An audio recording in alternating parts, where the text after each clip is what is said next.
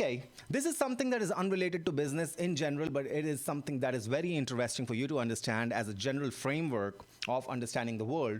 What is what the takeaway for you here seems to be, or the takeaway for all of us seems to be, there is no way to know the absolute truth about everything. Things we believe are absolutely settled, things we believe are absolutely known, things we believe are absolutely inviolate, always inevitably tend to run into something else that violates that principle. That includes science, physics, biology, chemistry, and business.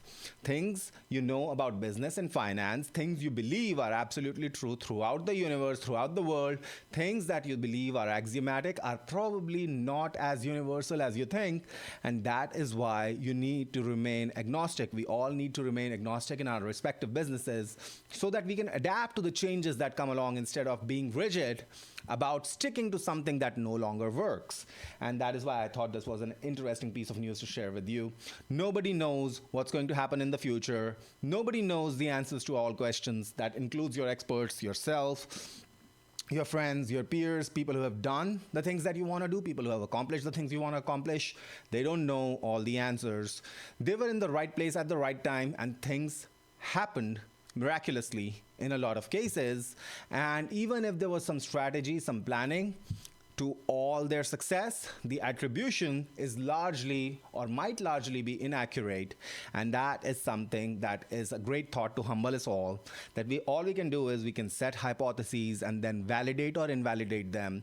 And even if we validate a particular hypothesis, that doesn't mean that that validation is going to continue forever.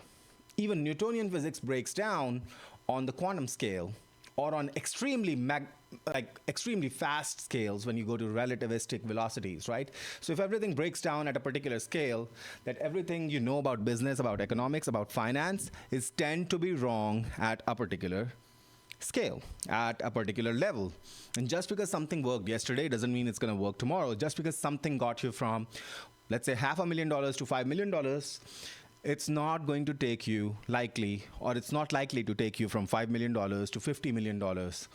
That is going to be another set of hypotheses entirely.